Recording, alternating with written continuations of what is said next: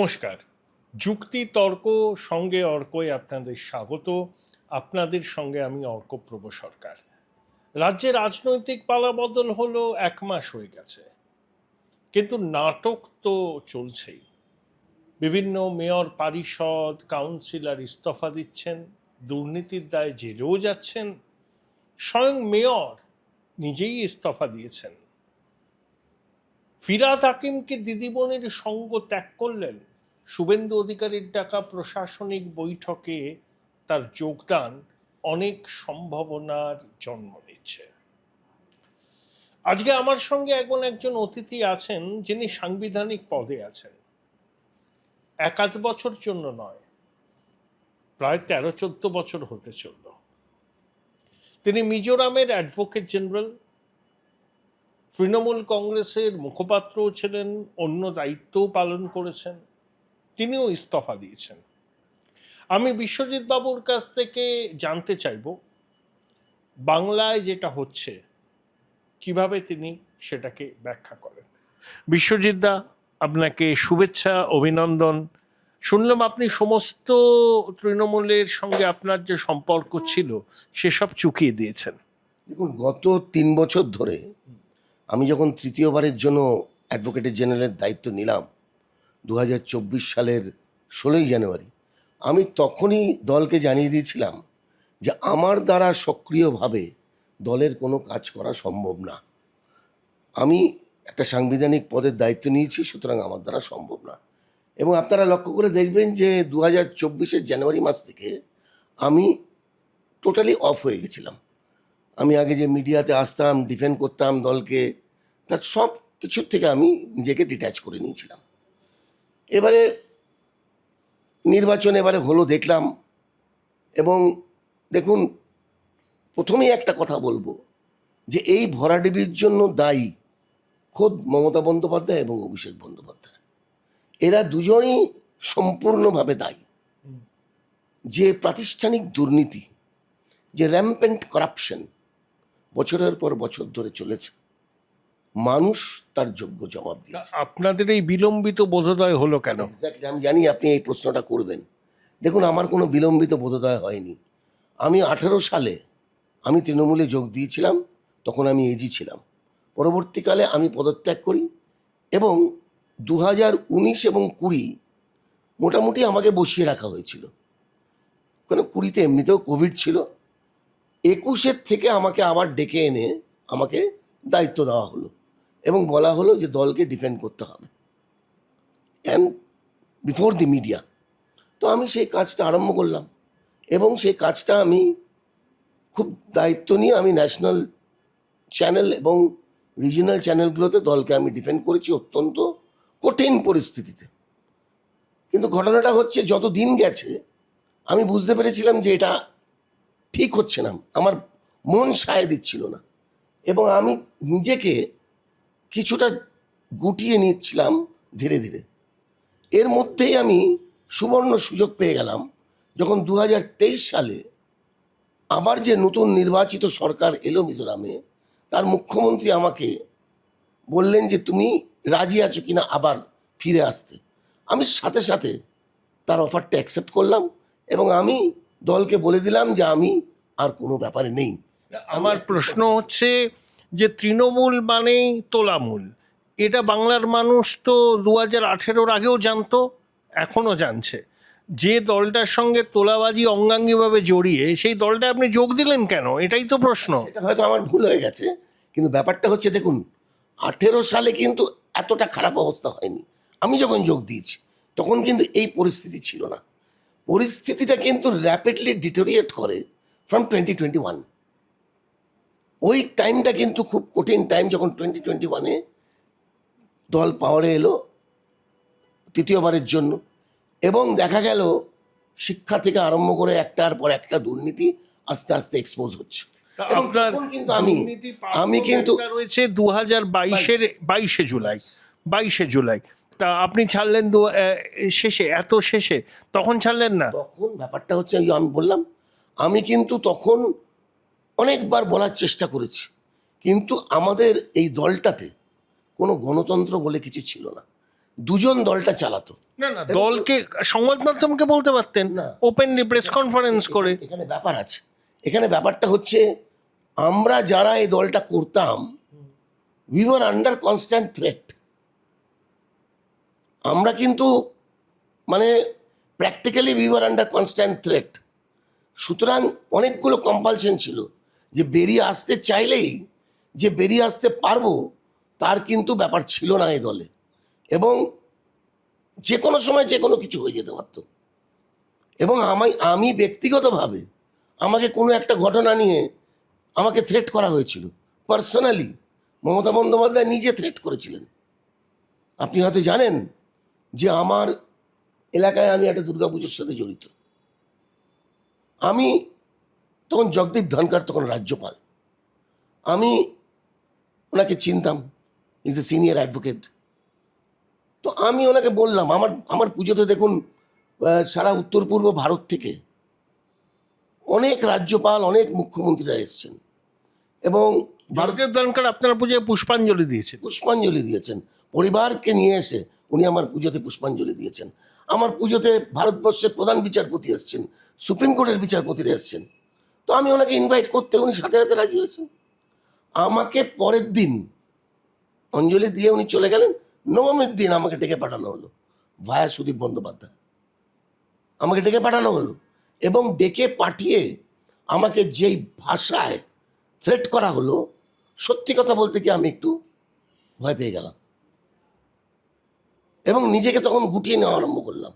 19-20 আমি প্র্যাকটিক্যালি কোনো ব্যাপারে ছিলাম না।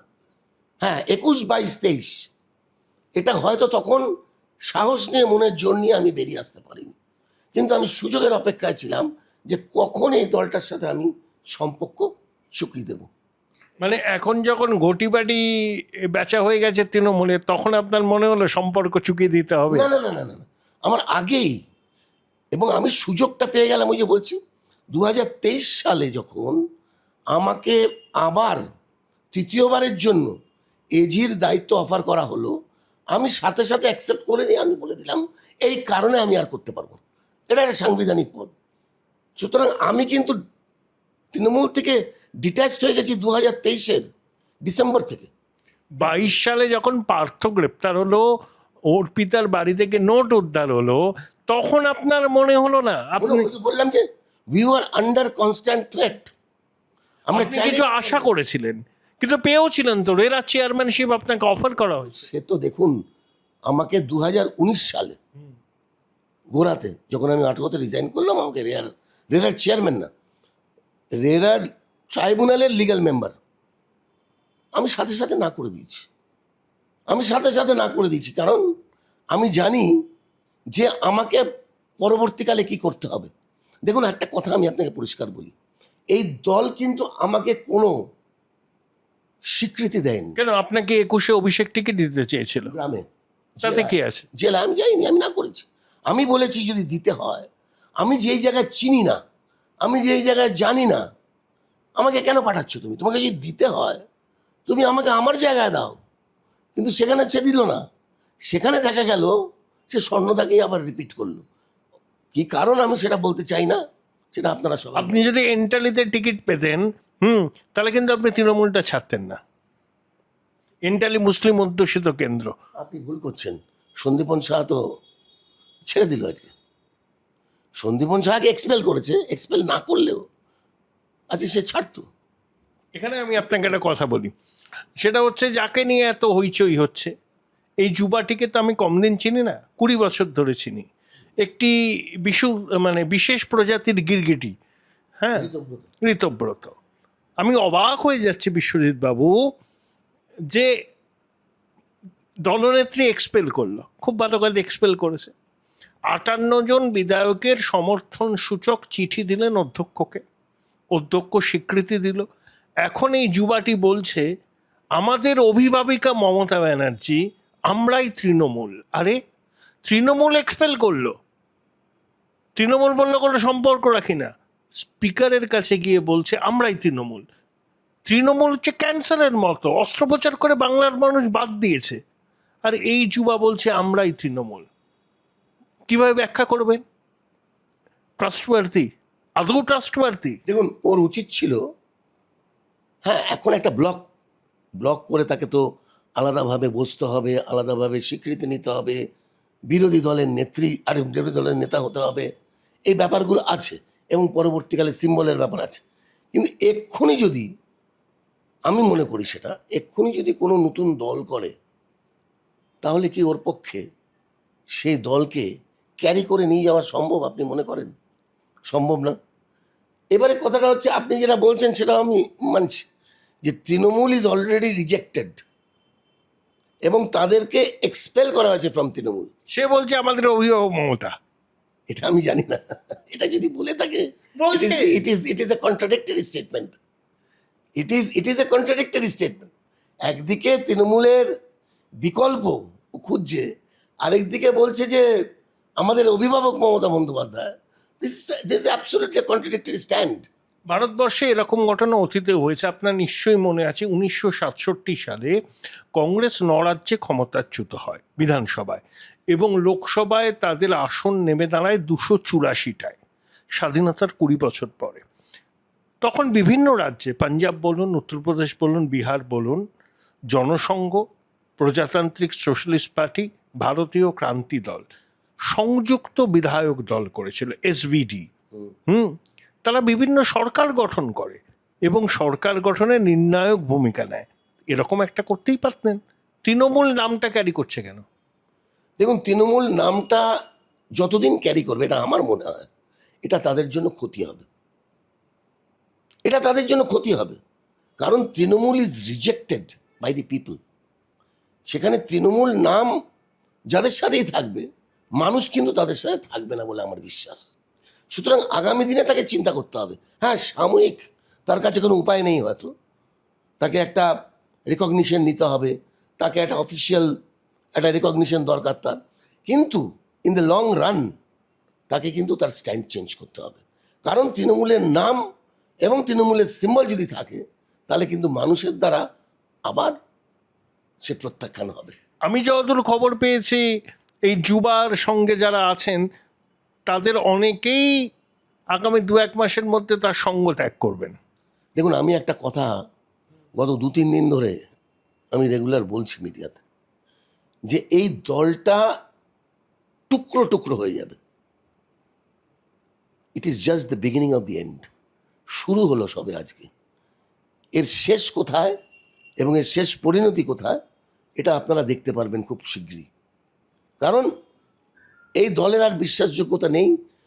যারা জিতেছে, ঠিক আছে, মানুষের ভোটেই জিতেছে তো মানুষের ভোটে, কিন্তু আলটিমেটলি ওই যে কথাটা বললাম আমি, যে যদি এই তৃণমূলের সিম্বল এবং তৃণমূলের নাম ইউজ করে, ইন দ্য লং রান তাদের জন্য ক্ষতি হবে। আমি মনে করি তাদেরকে এখন থেকেই চিন্তা করতে হবে যে আগামী দিনে দলের নামকরণ এবং পুরো ব্যাপারটা খোল নলছে পাল্টে দেওয়া। কিন্তু সেটা কত দূর তারা করতে পারবে, তাদের দ্বারা কত দূর সম্ভব হবে, আমি সেটা বলতে পারবো না। দামি ব্র্যান্ডের সিগারেট খেয়ে, দামি ব্র্যান্ডের পাঞ্জাবি পরে, হ্যাঁ, নাদুস নুদুস হৃষ্টপুষ্ট যে যুবকটি ভাবছেন তিনি বিরাট কিছু করেছেন, তিনি একটি রাজনৈতিক গিরগিটি। কে ভালো লাগলো আমার কথা শুনে, লাগলো না, আই কেয়ার এ ফিক ফর দ্যাট। আমার এই প্রশাসনে একজনের প্রতি আমার ডিপ ডিপ অ্যাডমায়ার আছে, সেটা আজ থেকে নয়, সেটা হচ্ছে মুখ্যমন্ত্রী শুভেন্দু অধিকারী। তার লড়াইটা আমি দেখেছি খুব কাছ থেকে, 98-99 সাল থেকে, এবং এখনও দেখছি। এই সব নন্দীগ্রাম হতো না যদি আজকে শুভেন্দু অধিকারী না থাকতো। এবং Suvendu Adhikari has been compel to leave the party. দল ছেড়ে দেওয়ার জন্য তাকে কম্পেল করা হয়েছে, আজকে তার যোগ্য জবাব পেয়েছে। 3টে দপ্তরের মন্ত্রী, হলদিয়া ডেভেলপমেন্ট অথরিটির চেয়ারম্যান, সবই তো ছিল, সব কিছু ছেড়ে এসছিলেন। আমি শুভেন্দুবাবুকে নিয়েই বলতে চাই, কারণ এই ধরনের রাজনৈতিক গিরগিটি নিয়ে কথা বললে তাকে বেশি গুরুত্ব দেওয়া হয়। আপনার কি মনে হয়, শুভেন্দুবাবুর মাইলস টু গো, আরও অনেক অনেক শিখর ছোঁয়া বাকি আছে? নিশ্চয়ই। আজকে দেখুন, শুভেন্দুবাবু আর হেমন্ত বিশ্ব শর্মা এই দুজনকে যদি আপনি কম্পেয়ার করেন, দুজনের মোটামুটি ওর হচ্ছে কংগ্রেস ছেড়ে দেওয়া আর এর হচ্ছে তৃণমূল ছেড়ে দেওয়া। আপনি যদি ব্যাকগ্রাউন্ড দেখেন, it's almost the same. Himanta Biswa Sarma was compel to leave Congress due to Tarun Gogoi, কারণ গৌরবকে তুলছিল পুত্র স্নেহ। এবং আমি নিজে, আপনি তো জানেন আমার সাথে তরুণ গগৈয়ের অত্যন্ত সুসম্পর্ক ছিল। আপনার পুজোর উদ্বোধনে এসেছিল। হ্যাঁ, he came all the way from Guwahati. আমি তাকে দু একবার বয়েও ছিলাম, কিন্তু তারপর দেখলাম যে উনি ঠিক পছন্দ করছেন না, আমি নিজেকে গুটিয়ে নিলাম। ঠিক সেই জিনিস হয়েছে আজকে শুভেন্দু অধিকারীর সাথে। আচ্ছা বলুন তো, এই যে যুবা, এটা করার কি দরকার ছিল? শুভেন্দু অধিকারী যুব তৃণমূলটা তো খুব ভালোভাবে চালাচ্ছিলেন।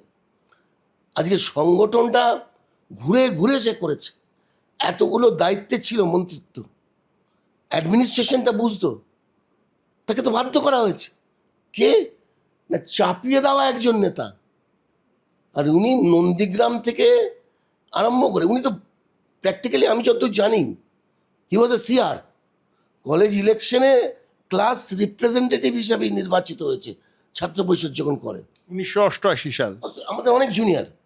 আমি যখন ছাত্র পরিষদ করি, আমি বলছি 1979 সাল থেকে, আমরা তখন অশোক দেব, জয়ন্ত ভট্টাচার্য, সুব্রত দা, আমরা তখন করেছি। এবং সেই সময় 1988 সাল, তখনও আমি ছাত্র পরিষদে ছিলাম।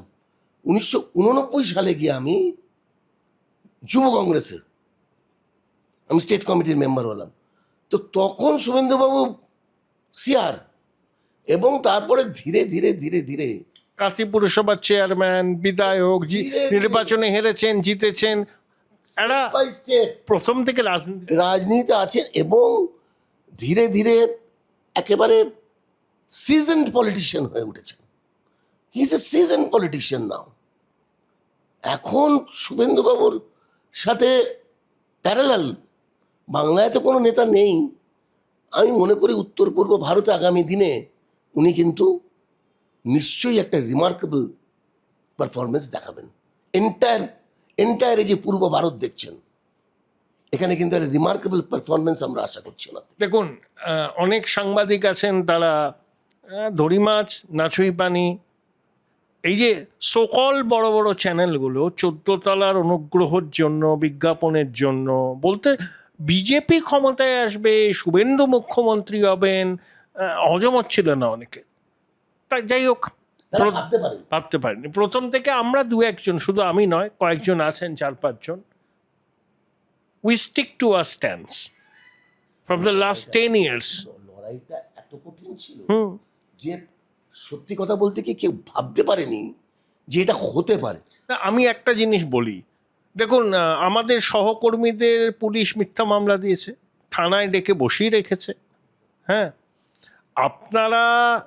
আপনি সাংবিধানিক পদে ছিলেন, আপনার নিরাপত্তা ছিল, আপনারা তখন কেন বলতে পারেন? কিসের ভয়? যাদের ঢাল নেই, তরোয়াল নেই, নিধিরাম সর্দার হয়ে এই চরম দুর্বৃত্ত রাজের বিরুদ্ধে সরব হয়েছেন, আপনার একটা কোজি কমফর্টের মধ্যে থেকে বলতে পারলেন না? এখন আপনাদের সব বিলম্বিত বোধোদয়। সেটা বলতে পারেন আপনি সেটা বলতে পারেন, আই এগ্রি টু দ্যাট। কিন্তু ঘটনাটা হচ্ছে, ওই যে বললাম, আমার কিন্তু পারফরমেন্সটা আমার কিন্তু খুব লিমিটেড। আমাদের কিন্তু কোনো বলার জায়গা ছিল না। আমাকে বলতে পারতেন, আপনি তো আমাকে আজ থেকে চেনেন না। দলে তো কোনো গণতন্ত্র ছিলই না। আমাদের যে বলবো, আমরা মনে হয়েছে এটা ভুল হচ্ছে, যেই জায়গায় বলেছি সেই জায়গায় বলে কোনো লাভ নেই, সেখান থেকে আসল জায়গায় পৌঁছতে পারিনি। তার সাথে কি, তার সাথে মাঝে একটা প্রাচীর হয়ে দাঁড়িয়েছিল আইপ্যাক, যে আইপ্যাক সবসময় এসে মানে স্ক্রিপ্ট ধরাতো, তাদের কাজ ছিল স্ক্রিপ্ট ধরানো। আপনি কি বিজেপি জয়েন করতে চান? এই মুহূর্তে তো আমি কোনো কিছুই চিন্তা করিনি, কারণ আমি এই মুহূর্তে মনে করি আমি আজকে থেকে খুব হালকা লাগছে নিজেকে, এবং আমি মনে করি যে ঠিক আছে, আমার একটা সাংবিধানিক পদে আমি আছি এখন, এই সাংবিধানিক পদটা আমি এত বড় একটা দায়িত্ব, আমি সেটা যেরকম পালন করছি আমি সঠিকভাবে পালন করি। আগামী দিনে কি হবে সেটা আগামী দিনের ব্যাপার। এই যে বাংলায় একটা রাষ্ট্রবাদী হিন্দু সরকার হয়েছে, আপনি পুজো করেন, অনেকদিন ধরে সামাজিক কাজকর্মের সঙ্গে যুক্ত, আপনার বহু সামাজিক কাজকর্ম সম্পর্কে আমি ব্যক্তিগতভাবে অবহিত, এবং এটা খুব আমি অ্যাপ্রিসিয়েট করি। এই যে একটা হিন্দু সরকার এসছে, এই হিন্দু রাষ্ট্রবাদী সরকার, কি বলবো, শুধু তো সরকার করবে না সব কিছু, ওয়েলফেয়ার স্টেট উন্নয়নের জন্য আপনাদের ইন্ডিভিজুয়ালের অবদান দরকার, তা সেভাবে কেন দেখছেন না? নিশ্চয়ই পজিটিভ এবং কনস্ট্রাকটিভ কোনো ব্যাপার থাকলে নিশ্চয়ই আছি, কনস্ট্রাকটিভ কোনো ব্যাপারে নিশ্চয়ই আছে। কিন্তু ব্যাপারটা হচ্ছে কি জানেন তো, আজকে এই যে কথাটা বললেন যে হিন্দু, দেখুন আপনি জানেন আমি কোথায় থাকি।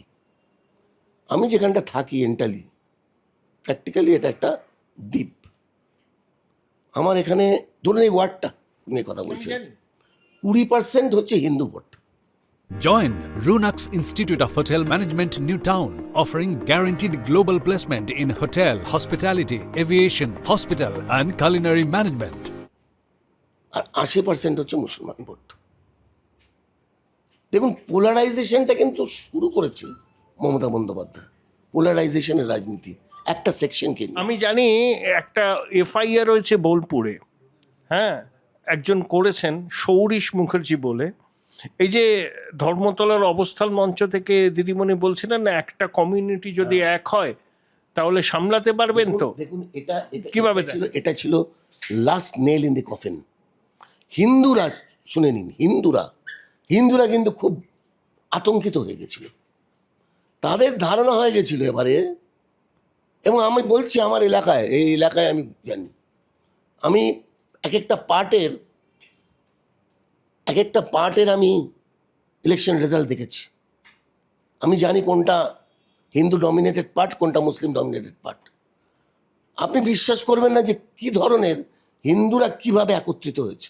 কারণটা হচ্ছে তাদের একটা ধারণা হয়ে গেছিল যে এরপর যদি 2026-এ তৃণমূল ক্ষমতায় আসে, হিন্দুদের নতুন করে বাস্তুচ্যুত হতে হবে, একদম আমাদেরকে বাংলাদেশ অথবা এই রাজ্য ছেড়ে আমাদেরকে চলে যেতে হবে, আমরা থাকতে পারবো না। আমি শুভেন্দুবাবুকে এইভাবে ডিসক্রাইব করতে চাই।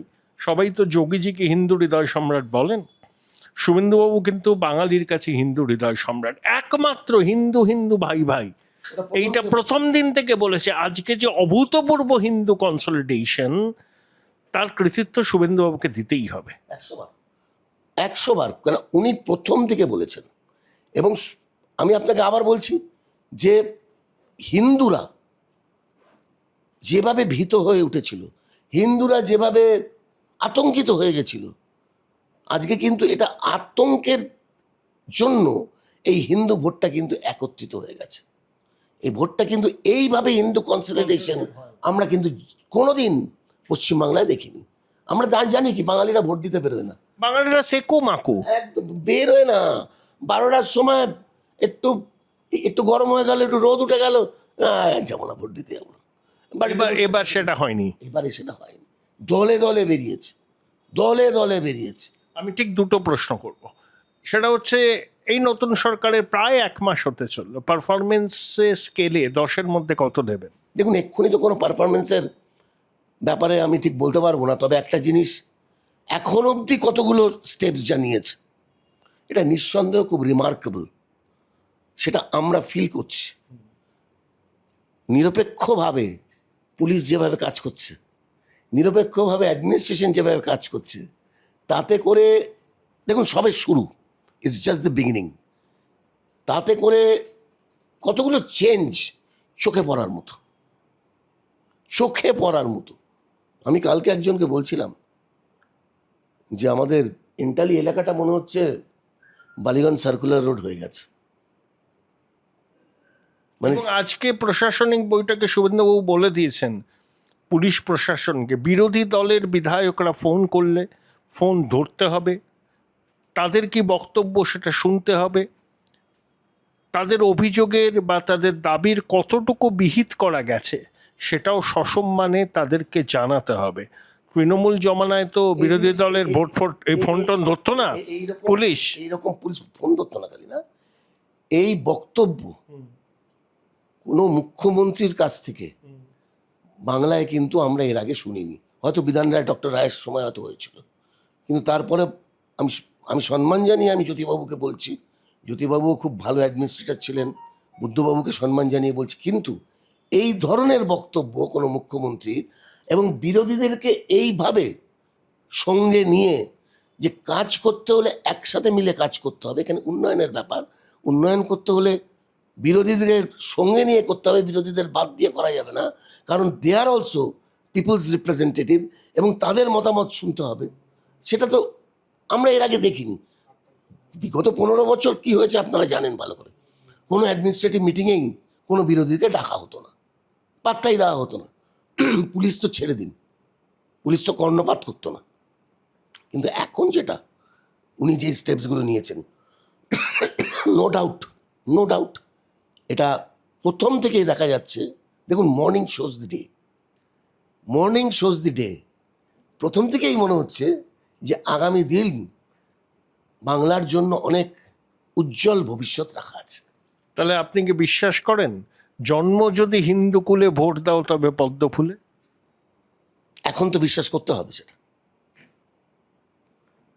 এতদিন হয়তো একটু ডিলাইমাতে ছিলাম, কিন্তু এখন তো দেখছি এই কথাটা সত্যি। Thank you very much. এতক্ষণ কথা বললাম মিজোরামের অ্যাডভোকেট জেনারেল, বিশিষ্ট আইনজীবী এবং রাজনৈতিক ব্যক্তিত্ব বিশ্বজিৎ দেবের সঙ্গে। উচ্চ মাধ্যমিকের পর উজ্জ্বল ভবিষ্যৎ গড়তে NCHMCT পর্যটন দপ্তর, ভারত সরকারের hospitality and hotel management, Paschimbanga সরকারের মাকাউটের BBA BCA, fashion design, aviation tourism, culinary arts পড়ো SBI HM কলেজে। স্টুডেন্ট ক্রেডিট কার্ড ও ব্যাংক লোন পাবে SBI HM এ পড়লে। কোর্সের শেষে SBI HM দেশ ও বিদেশে চাকরির ব্যবস্থা করে থাকে। SBI HM হলো পশ্চিমবঙ্গের সেরা ম্যানেজমেন্ট কলেজ। SBIHM.com। বোলপুর শহরের কোলাহল থেকে মাত্র 20 মিনিট দূরেই রয়েছে সুন্দর রিসর্ট, যেখানে পেয়ে যাবে স্পেশিয়াস আর এস্থেটিক্যালি ডিজাইন রুম। তোমরা যারা গ্রুপে যাও তাদের জন্য আছে কমফোর্টেবল গ্রুপ স্টে অপশন, আর কাপলদের জন্য রয়েছে লাক্সারিয়াস সুইট রুম, তার উপর আবার ফ্ল্যাট 10% অফ। এখানে প্রকৃতির মাঝে তোমরা পেয়ে যাবে একটা সুন্দর সুইমিং পুল, ছোটদের জন্য প্লে এরিয়া আর একটা এস্থেটিক সেলফি কর্নার। প্রপার্টিটা পুরোটাই পেট ফ্রেন্ডলি, আর এখানে আছে অনেক কিউট ছোট ছোট র্যাবিটস। সকালের ব্রেকফাস্ট থেকে ডিনার পর্যন্ত পেয়ে যাবে একদম হোমলি কমফর্ট ফুড, যা এক কথায় অসাধারণ। বেঙ্গলি কুইজাইনের সাথে সাথে পেয়ে যাবে চাইনিজ আর নর্থ ইন্ডিয়ান অপশন। বিকেলে বনফায়ারের আলো, বন্ধুদের সাথে আড্ডা আর খোলা আকাশের নিচে গ্রাম বাংলার হাওয়া, পুরোটাই এক অপরূপ অনুভব। তাহলে বলো তোমরা কবে প্ল্যান করছো এই পিসফুল এসকেপটা? And don't forget to follow Miss Cupcake for more such travel updates. Hi, আমি একটা বই পোকা। ছোটবেলা থেকেই মা বলতো পরীক্ষার আগে বইগুলো গুলে খেতে হবে। তো ব্যাপারটা আমি একটু বেশি সিরিয়াসলি নিয়ে ফেলেছিলাম। খুঁটিয়ে পড়তে গিয়ে বই খুঁটে খেয়ে ফেললাম। তাও ক্লাস 11-এর 2টো সেমিস্টারে একটাও কমন পেলাম না। কিন্তু 12-এর সেমিস্টারগুলোতে ছক্কা মেরেছি, কারণ আমি ডিসকভার করেছিলাম মৌলিক লাইব্রেরি প্রকাশিত সম্রাট সিরিজের সমস্ত এক্সক্লুসিভ সাজেশন বুক উইথ প্রচুর কমন পাওয়ার গ্যারান্টি, প্লাস টেস্টি ছিল